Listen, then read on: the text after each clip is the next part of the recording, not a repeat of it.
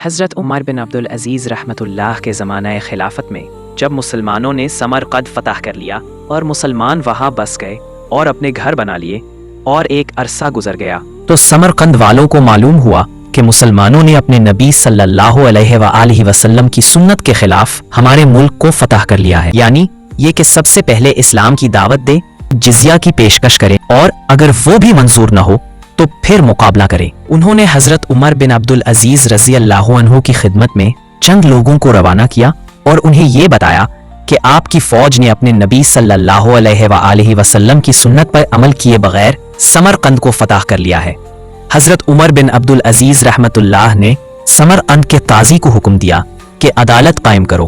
پھر اگر یہ بات صحیح ثابت ہو جائے تو مسلمان فوجوں کو حکم دیں کہ سمرقند چھوڑ کر باہر کھڑی ہو جائیں، پھر اس سنت پر عمل کریں۔ چنانچہ قاضی نے ایسا ہی کیا، وہ بات صحیح ثابت ہوئی تو مسلمانوں نے سمرقند خالی کر دیا اور شہر سے باہر جا کر کھڑے ہو گئے۔